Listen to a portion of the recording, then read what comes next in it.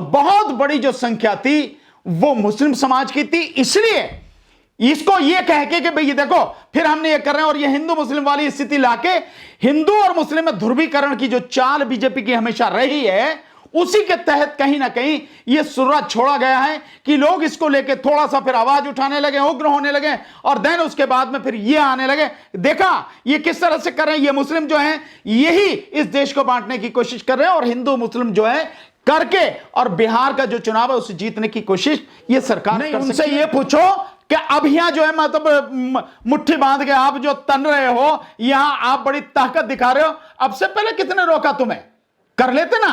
अगर तुम में इतना ही दम है, सरकार में इतना ही कलेजा है, 56 इंच का कलेजा है, तो अब से पहले लागू क्यों नहीं किया? बस सरकार तुम्हारी पास तुमने करा लिया, राष्ट्रपति के साइन हो गए, सब कुछ हो गया, तो बना क्यों नहीं लिया नियम, लागू क्यों नहीं कर दिया? जबरदस्त तरीके से आंदोलन हुआ था, आम जनता और विशेषकर महिलाओं ने जो मोर्चा संभाला, मुस्लिम समाज की महिलाओं ने जो मोर्चा संभाला, वो उसके लिए मैं समझता हूं तारीफ करने के लिए शब्द मेरे पास नहीं है। इतना जबरदस्त आंदोलन मुस्लिम समाज की बहनों ने, माताओं ने और बच्चियों ने मजबूती के साथ में किया।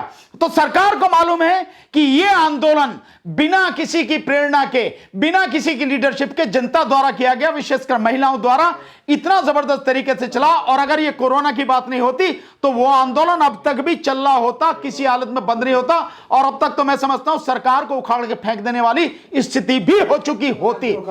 इससे कोई फर्क नहीं पड़ता, ये तो चीजें चलती रहती हैं। जब आप संघर्ष करेंगे और अन्याय और अत्याचार करने वाली सरकारों और नेताओं के खिलाफ आप ही करेंगे, तो वो अपने आप को बचाने के लिए, अपने आप को सिक्योर करने के लिए, क्योंकि डर बहुत है उन्हें, तो अपनी सत्ता ना चली जाए उनकी, उसके लिए ये दमनकारी नीतियां जो वो अपनाते हैं, दमनकारी कार्य वो करते हैं। तो चाहे कितने भी आप एफआईआर कर लो, चाहे कितने ही लोगों को बंद कर लो, ऐसे कितने ही लोग हैं, लाखों लोग हैं जो एक के जाने के बाद दूसरा आएगा और आंदोलन को लेकर आगे बढ़ेगा। सर, बीजेपी के जो अध्यक्ष हैं जेपी नड्डा जी, वो पश्चिम बंगाल में एक रैली को संबोधित करते हुए उन्होंने ऐलान किया है कि जल्द ही लागू कर देंगे सीएए, क्योंकि वो बता रहे हैं और जनता का संबोधित करते हुए कह रहे थे कि कोरोना की वजह से इस काम को रोक दिया गया था, लेकिन इसका मतलब ये नहीं है कि लागू नहीं होगा, पूरी तरीके से लागू करेंगे इसको। कोरोना की वजह से नहीं, जो आंदोलन देश भर में हुआ सीएए, एनपीआर और एनआरसी के विरोध में, उस जन आंदोलन से डर के रोका गया था। कोरोना के तो बहाना है। अगर ये कोरोना ही केवल कारण होता उसके नियम न बनने का या उसके रोकने का, तो बताएंगे कि जो बाकी और काम कोरोना काल में सरकार ने किए हैं, सरकार ने पार्लियामेंट का सत्र भी चलाया, उस 10 दिन के सत्र में तकरीबन 22-23 जो हैं, जो एक्ट हैं, संशोधन हैं, वो भी पास किए, जिनमें बहुत ही विवादित और काले कानून के रूप में इस समय कुख्यात 3 कृषि बिल जो हैं वो भी पास किए गए, कृषि कानून भी पास किए गए। तो ये कोरोना तो बहाना है। और इसमें जो है आप देखेंगे कोरोना काल में ही इस सरकार ने इस देश को एक एक करके बेचा भी है और लगातार बेच भी रही है, सारे काम कर रही है। तो इसका बहाना क्यों? सरकार को मालूम है कि सीए और एनआरसी और एनपीआर पर देश भर में जबरदस्त विरोध हुआ था, और अब जो ये बात कर रहे हैं ये निश्चित मान लें इसका भी जबरदस्त विरोध होगा, क्योंकि ये कानून देश को तोड़ने वाले हैं, संविधान के विरोध में हैं, और देश की जो सामाजिक जो सांप्रदायिक सद्भावना वाली छवि है उस छवि को बिगाड़ने वाले हैं। जो सेकुलर छवि है देश की, उस छवि को बिगाड़ने वाले हैं। इसलिए इस सीए कानून का निश्चित रूप से विरोध होगा जब भी सरकार इसे लागू करने की कोशिश करेगी। पर मैं ये मानता हूं कि अगर भाजपा के राष्ट्रीय अध्यक्ष ने यह बात कही है तो इसके पीछे कोई ना कोई चाल जरूर होगी। बिना किसी वजह से, बिना किसी चाल के, बिना किसी रणनीति के यह बात भाजपा के अध्यक्ष द्वारा कही नहीं गई है। कोई ना कोई चाल जरूर है। पर मैं आपको यहां बिल्कुल क्लियर कर देना चाहता हूं कि ये जो कानून है सीए, एनपीआर और एनआरसी, ये कानून देश को बांटने वाला है, देश की जो धर्मनिरपेक्ष छवि है उसको खत्म करने वाला है, भेदभावपूर्ण है, और भारत के जो एक तरह से आप मूल निवासी उन्हें कह सकते हैं मुस्लिम समाज, उसको अपमानित करने वाला, उसको अलग थलग करने वाला है ये कानून। इसलिए इस कानून का डटकर विरोध होगा। सरकार इस बुलावे में ना रहे कि अगर कोरोना की वजह से इसके नियम नहीं बनाए और अब बनाएंगे तो सब कुछ हो जाएगा। कोई भी देशवासी इसे बर्दाश्त करने को तैयार नहीं है। जैसा आंदोलन तब हुआ, अब उससे भी जबरदस्त आंदोलन पूरे देश में होगा।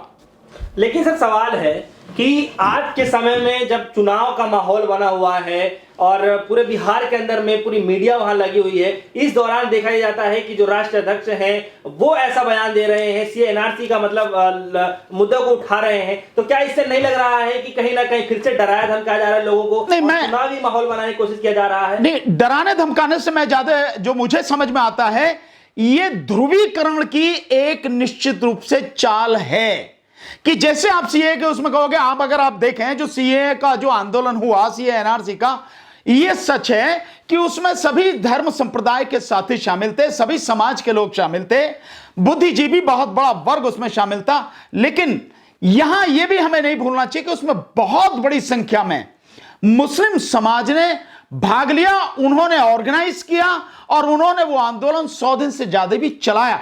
तो बहुत बड़ी जो संख्या थी वो मुस्लिम समाज की थी। इसलिए इसको ये कह के कि भाई ये देखो फिर हमने ये कर रहे हैं, और ये हिंदू मुस्लिम वाली स्थिति लाके हिंदू और मुस्लिम में ध्रुवीकरण की जो चाल बीजेपी की हमेशा रही है, उसी के तहत कहीं ना कहीं ये सुर्रा छोड़ा गया है कि लोग इसको लेके थोड़ा सा फिर आवाज उठाने लगे, उग्र होने लगे, और देन उसके बाद में फिर ये आने लगे, देखा ये किस तरह से कर रहे हैं, ये मुस्लिम जो हैं यही इस देश को बांटने की कोशिश कर रहे हैं, और हिंदू मुस्लिम जो है करके और बिहार का जो चुनाव है उसे जीतने की कोशिश ये सरकार कर सकती है। ध्रुवीकरण की राजनीति का एक ये हिस्सा हो सकता है। पश्चिम बंगाल में क्यों बोला इन्होंने, नड्डा जी ने जाके? देखिए, पश्चिम बंगाल में इसलिए बोला, मैं आपको बताता हूं, पश्चिम बिहार में इस समय चुनाव है और यह आंदोलन बिहार में बहुत जबरदस्त तरीके से चला था। हमने तो पूरा कवर किया, हमने तो देखा है, हमने तो पार्टिसिपेट किया उसमें। तो वहां पर अकेले एक शहर में, अगर हम किशनगंज जिले की बात कहें तो किशनगंज जिले में ही कम से कम 17-18 जगह पर यह आंदोलन, और इससे भी ज्यादा जगह पर हो रहा था। अगर हम बात करें बेगूसराय की, बेगूसराय में ही ये 20 जगह पर हो रहा था। तो इस तरह से पूरे बिहार में ही 300-400 जगह पर हो रहा था। और इसी तरह से पश्चिम बंगाल में न केवल कैलकाटा में बल्कि और बड़े भागों में भी बहुत जबरदस्त तरीके से हो रहा था। और कैलकाटा में तो जैसे शाहीन बाग यहां दिल्ली में था, इसी तरह से बहुत बड़ा जो आंदोलन, वहां पे भी एक शाहीन बाग बना रखा था, उसमें वहां पे आंदोलन लगातार हो रहा था। इसलिए जानबूझकर, और अगले साल वहां पे चुनाव भी होने वाले हैं।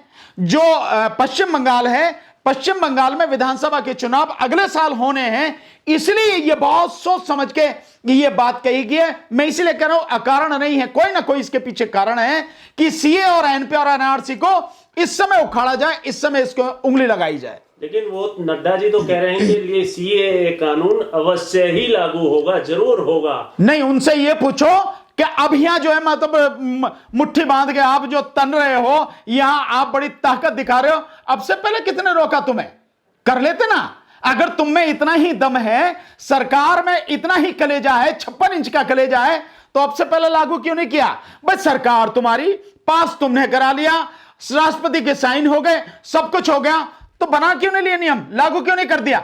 निश्चित रूप से सरकार को मालूम है कि जो प्रतिक्रिया हुई थी उस कानून के विरोध में, और जिस तरह से यूनिवर्सिटीज के जो बच्चे हैं, चाहे वो जेएनयू के हों, चाहे एएमयू के हों, चाहे जामिया के हों, और पूरे देश भर में जितनी भी जगह, चाहे जादूपर यूनिवर्सिटी हो, कहीं भी अगर आप देखें जबरदस्त तरीके से आंदोलन हुआ था। आम जनता और विशेषकर महिलाओं ने जो मोर्चा संभाला, मुस्लिम समाज की महिलाओं ने जो मोर्चा संभाला, वो उसके लिए मैं समझता हूं तारीफ करने के लिए शब्द मेरे पास नहीं है। इतना जबरदस्त आंदोलन मुस्लिम समाज की बहनों ने, माताओं ने और बच्चियों ने मजबूती के साथ में किया। तो सरकार को मालूम है कि यह आंदोलन बिना किसी की प्रेरणा के, बिना किसी की लीडरशिप के जनता द्वारा किया गया, विशेषकर महिलाओं द्वारा इतना जबरदस्त तरीके से चला। और अगर यह कोरोना की बात नहीं होती तो वो आंदोलन अब तक भी चल रहा होता, किसी हालत में बंद नहीं होता, और अब तक तो मैं समझता हूं सरकार को उखाड़ के फेंक देने वाली स्थिति भी हो चुकी होती। यहां तक वो आंदोलन पहुंचने वाला था। पर कोई बात नहीं, अगर हिम्मत है करके दिखाओ ना, आपको पता लग जाएगी यहां से कि होगा, बिल्कुल लागू होकर रहेगा, और यह होना ही है। कहने की क्या जरूरत है, ढोल की पीटे, हिम्मत है तुम्हारी, लागू करो ना, उसे पता लग जाए कि तुम्हारी औकात क्या है। लेकिन नड्डा जी वहाँ पश्चिम बंगाल में जाकर बोल रहे हैं सीएए के बारे में, बिहार में चुनाव में वहां पे जाके क्यों नहीं बोल रहे वो? दूर की, देखिए बहुत दूर की, क्योंकि बिहार में डायरेक्टली वो करेंगे तो थोड़ा सा अलग बात हो सकती है, इसलिए हो सकता है कि भाई जब ये बात कही जाएगी ये जबरदस्ती माहौल बिगाड़ने की कोशिश कर रहे हैं और इसको जो एक धार्मिक रूप दे रहे हैं, तो ये सारी चीज हो सकती है। इसलिए एक तीर से दो निशाने करने की जो रणनीति इनकी रहती है वही एक कोशिश है। अगले साल वहां चुनाव है, यहां चुनाव इस समय हो रहा है, इसी समय यह बोला गया है क्योंकि मुस्लिम समाज ने जिस तरह से आंदोलन किया उसको टारगेट करके, ताकि यह हिंदू मुस्लिम हो जाए।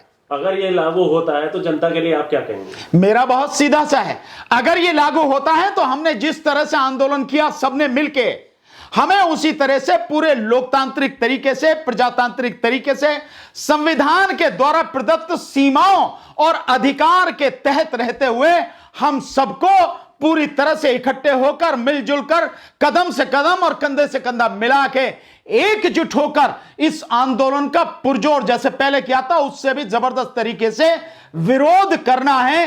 पीछे न तब हटे थे, न पीछे अब हटेंगे और न ही आगे भी कभी पीछे हटेंगे।